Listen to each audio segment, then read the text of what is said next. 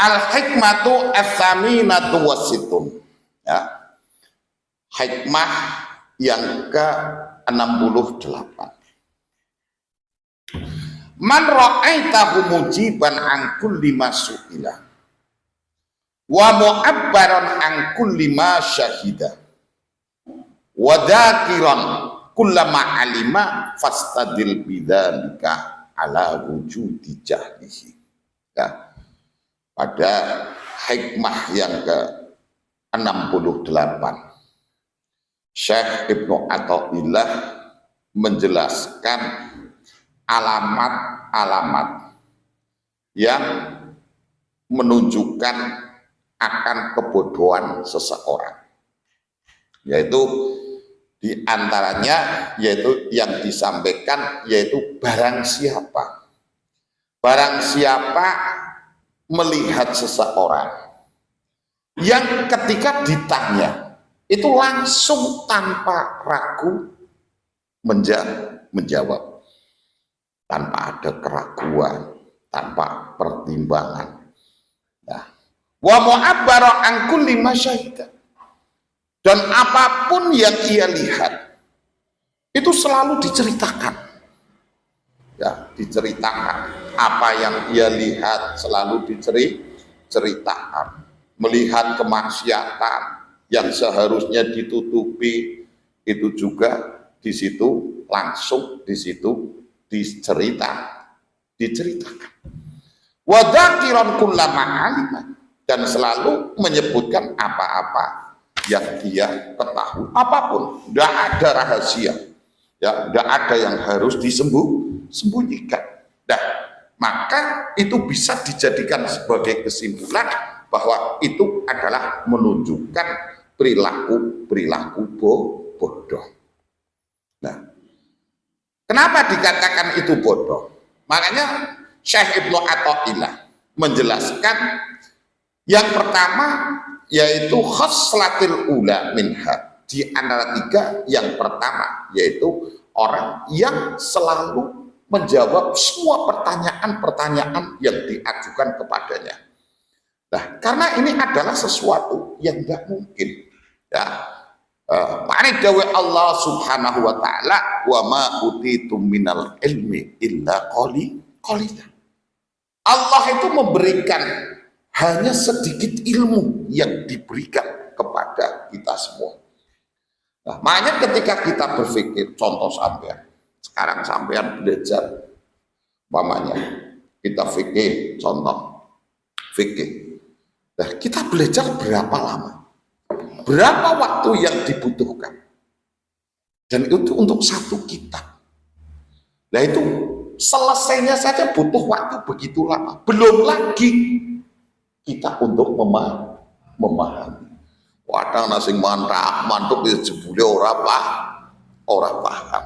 Ya, wadang sregep, wae sregep ngaji. Tapi ora paham ya mandan awake. Kowe ora paham, paham.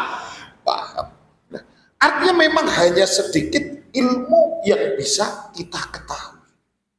Lah, makanya dalam hal-hal yang lain, contoh sederhana saja, ketika kita melihat kambing, ketika kita ditanya ada kambing itu namanya apa kambing, sesederhana itu kita mendefinisikan kambing. Padahal sesungguhnya unsur-unsur yang ada pada binatang tersebut kita tidak pernah tahu. Anatomi yang ada pada binatang tersebut, kenapa binatang tersebut bagaimana bisa hidup, apa yang dihirup, apa yang maka kita hanya tahu sebatas apa yang kita lihat, bahwa itu adalah kambing. Sama dalam banyak hal. Mungkin rata-rata di kita ini adalah penganut madhab Imam Syafi'i. Nah, untuk fikih madhab Imam Syafi'i itu saking banyaknya, atau bahkan mungkin usia kita disambung 2 kali, tidak bakalan kita selesai untuk mampu menyelesaikan.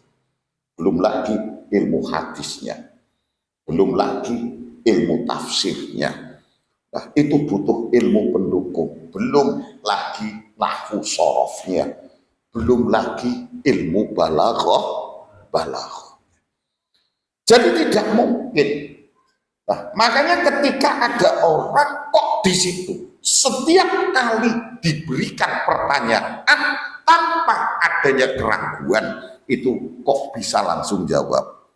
Itu justru itu menunjukkan sifat bodohnya. Ya. Karena dalam banyak hal, ya, sesuatu yang paling berat kita rasakan itu untuk mengakui kekurangan kita, kebodohan kita. Dan pada zaman dahulu itu jarang sekali. Bahkan sekali berimam Malik, imam-imam madhab atau para sahabat, itu biasa mengakui, menyampaikan, kadang ketika diberi pertanyaan itu mengatakan bahwa saya tidak tahu. Sampean ngaji seminggu sepisan, ya, ketika diberi pertanyaan kok tidak mampu menjawab, itu perasaannya gengsi. Kadang definisi wis salah kaprah, takon karo sing alim, sing saged ngaji. Seolah-olah ngaji itu menjadi jaminan pinter. Pirang-pirang wong sing saged ngaji itu tidak memahami. Bapak muaning sing ora tahu ngaji kan sama. Anda rajin usaha, apakah jaminan Anda itu menjadi orang sukses? Tidak ada yang bisa menjamin itu. Nah, dan budaya-budaya zaman dahulu, para salafus saleh itu sudah hal biasa untuk mengatakan bahwa saya itu tidak tahu. Tekon ngaku pinter-pinteran, itu balapan. Yo sampe nek sregep ndeleng YouTube ya, masalah nasab, kaya paling pinter-pinter ada wae. Mana ulama-ulama dahulu itu biasanya di akhir pembicaraannya itu biasanya wallahu a'lam bishawab. Artinya apa? Yang saya sampaikan sebatas yang saya tahu. Nah, yang sesungguhnya itu adalah wallahu a'lam bishawab. Sekarang kan enggak. Yang terjadi tidak seperti itu. Wis manut karo penak-penak. Wis genah beres. Wis pokoke diteni. Omongane nyong mesti akeh bener. Iya. Sifat tawaduknya itu sudah mulai hilang. Mana diriwayatkan dalam sebuah kisah diriwayatkan anak Abdurrahman bin Mahdi anna rajul ursila ila Malik rahimahullah. Jadi suatu ketika itu ada seseorang yang diutus untuk menemui Imam Malik. Nah, padahal jarak antara orang tersebut untuk bisa sampai kepada Imam Malik itu membutuhkan waktu perjalanan sampai 6 bulan. Tujuannya apa? Dia adalah delegasi untuk meminta fatwa kepada Imam Malik akan beberapa perkara. Akhirnya perjalanan 6 bulan itu kemudian bertemu dengan Imam Malik. Tapi apa? Yang dijawab itu hanya sebagian kecil dari pertanyaan yang dia ajukan. Imam Malik ora banyak. Ahli ijtihad, ora kiai kampung, ora kiai utuh. Iki wis bener-bener mustahid mutlak. Nah, ini hanya sedikit yang dijawab dari pertanyaan yang dia ajukan. Nah, akhirnya delegasi tersebut itu menyapa ajaba'an ba'din yasir minha wa qala lahu an sa'iri halak. Hanya sedikit yang dijawab. Kemudian pertanyaan yang lain bagaimana ya Syekh? La a'lam, saya tidak tahu. Dan akhirnya delegasi itu kan bingung. Bagaimana nanti ketika ia kembali kepada kaum yang menyuruh untuk mempertanyakan permasalahan ini kepada Imam Malik. Khawatir. Famada qulu li ulaika alladziina ursilu ilaika bisa lihadil masal in roja'tu ilaihim. Bagaimana nanti ketika saya ditanya orang-orang yang menyuruhku untuk mempertanyakan permasalahan ini kepada engkau, ketika nanti saya kembali kepada mereka? Apa jawaban Imam Malik? Akhbiril ladina ursiluka anak la ilma li biha. Sampaikan kepada mereka yang menyuruhmu, katakan bahwa saya tidak tahu dengan permasalahan-permasalahan yang tidak saya jawab. Nah, akhirnya penasaran. Wa man ya'lamu ghala, sekarang siapa yang bisa mengetahui jawaban dari pertanyaan-pertanyaan itu? Akhirnya dijawab oleh Imam Malik, alladzi 'allamahu Allah. Orang yang diberitahu oleh Allah. Nah, makanya ini adalah yang selama ini kita ada salah persepsi. Soalnya ketika kita mengajukan pertanyaan langsung tes hebat. Gak. Orang kita sebagai manusia saja rata-rata kita hanya untuk mendefinisikan manusia itu apa? Ya, Anda mendefinisikan kambing itu apa? Binatang pemakan rumput berkaki empat. Terus yang Anda tahu dari binatang kambing itu dengan yang Anda tidak ketahui itu banyak mana? Banyak yang tidak tahu. Begitu juga Anda ngaji sudah berapa tahun di sini? Terus apa yang Anda dapat? Apa yang Anda pelajari? Terus persentase berapa yang Anda mampu paham?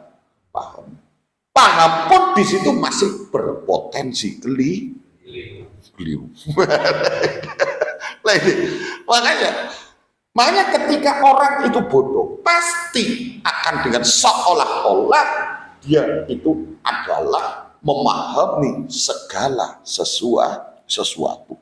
Dan ini adalah sesuatu yang mohal. Nah ya, Anda melihat laut. Apa yang Anda ketahui tentang laut? Berapa hal yang mampu Anda sebutkan? Kira-kira yang ada di dalam laut dan yang Anda lihat itu lebih banyak mana? Artinya lebih banyak hal yang memang benar-benar kita itu tidak mampu untuk mengetahui. Makanya mustahil bagi kita untuk mampu mengetahui segala sesuatu. Ya, kita ya hanya sekedar tahu tipis-tipis lah apa yang kita lihat, apa yang kita dengar. Baik. Kita bicara fikih, umpamanya. Ini sering terjadi. Bicara fikih. Fikih ada berapa madhab? Mungkin yang eksistensinya sampai sekarang kita gunakan rata-rata itu adalah 4 madhab. Sampai untuk satu madhab itu kayak sampai mati saja belum akan pernah selesai. Sehingga ketika diberi pertanyaan tentang fikih, kadang dengan takaburnya kita itu memberikan jawaban yang seolah-olah bahwa itu adalah sebuah kebenaran yang mutlak.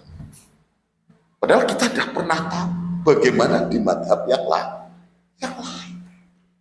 Belum lagi fikih-fikih yang berlaku di hasil-hasil ijtihad yang lain. Dan ini terus berkembang sampai bisa memahami tafsir, sampai harus tahu ilmu tafsir. Untuk bisa tahu ilmu tafsir, Anda harus tahu nahwu, shoroh, balaghah, mantiq. Padahal untuk sekedar satu disiplin ilmu nahwu saja itu kadang sampai tutup usia tidak kunjung selesai. Atau mungkin bisa jadi selesai, tapi tidak kunjung paham. Nah ini, makanya tidak ada. Ketika seseorang itu diberi pertanyaan, spontanitas dia menjawab tanpa adanya keraguan, ya, tanpa melalui pertimbangan.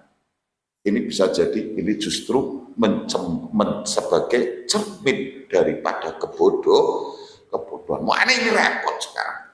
Apalagi sekarang banyak di situ yang mendapatkan gelar alim ulama, padahal sama sekali bahasa Quran tidak paham belas, bahasa Arab sama sekali. Padahal bahasa apapun ketika diterjemahkan tidak mungkin mampu menunjukkan makna asal sepenuhnya. Sampean belajar bahasa Inggris, terjemahkan ke dalam bahasa Indonesia. Pasti di situ nanti Anda akan menemukan makna-makna yang bukan makna sesungguhnya, tapi hanya bersifat pendekatan makna. Demikian juga dengan bahasa Arab. Loh, ini repotnya sekarang kan, yang terjadi sekarang kan seperti itu. Sehingga konflik antar kelompok ini semakin hari semakin berkembang. Nah, ya umpamanya melihat hafal satu hadis langsung dijadikan bahwa apa yang ia pahami itu adalah sebuah kebenaran. Nah, ini masih mending. Ada yang lebih repot lagi. Di kita itu kan banyak berlaku. Contoh dalam fikih umpamanya. Fikih kita rata-rata menganut madhab Imam Syafi'i. Imam Syafi'i auratnya perempuan kharijat sholat, di luar sholat itu apa?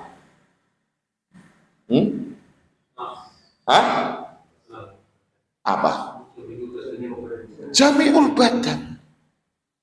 Jami'ul badan artinya harus tertutup. Tapi di waktu yang sama kita sebagai penganut madhab Imam Syafi'i, kadang kita melihat ketika ada sosok perempuan dengan tertutup, itu kita kadang dengan nada menjibir, sing jere kaya ninja lah. Iya kan?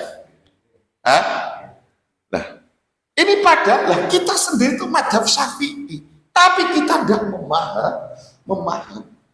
Nah, aurat dalam perempuan dalam madhab Imam Syafi'i di luar sholat. Kalau dalam sholat, fajami'ul wadan ilal wajhi wal kafan. Semua anggota tubuh kecuali di situ adalah tangan dan wajah. Tapi di luar sholat, fajami'ul badan. Ya. Tapi jarang. Sampai sekarang jarang yang mempraktekkan itu. Ya itu. Lah, berarti kita tidak sadar.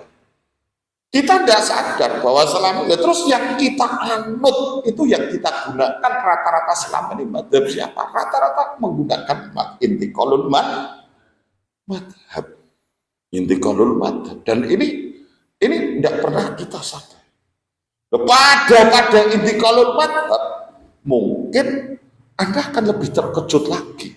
Suatu ketika menemukan perempuan berhijab, ya hubungan rapat terus nuntun ke kiri, sampai mumet mana? Mumet ya?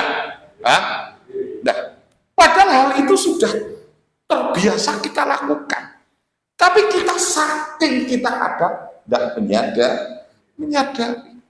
Nah, yang memperbolehkan di situ wajah kelihatan di luar sholat itu siapa? Madhab Imam Abu Hanifah. Dengan syarat di situ kalau memang tidak mengkhawatirkan untuk terjadinya fitnah. Jadi masalah apa enggak? Enggak ada masalah. Tapi giliran sampai wong nonton kiri, ini kayaknya wis ora Islam. Nganti sampai kok tahlilan kowe lho moh. Nganti wong iku dianggap setengah ya. Ini kan aneh. Nah, sama-sama di dalam yang kita lakukan intikal, tapi satu tidak jadi masalah ketika yang satunya kemudian menjadi masalah. Nah, ini kan apa? Makanya tidak mungkin ya. Satu, itu alamat yang pertama.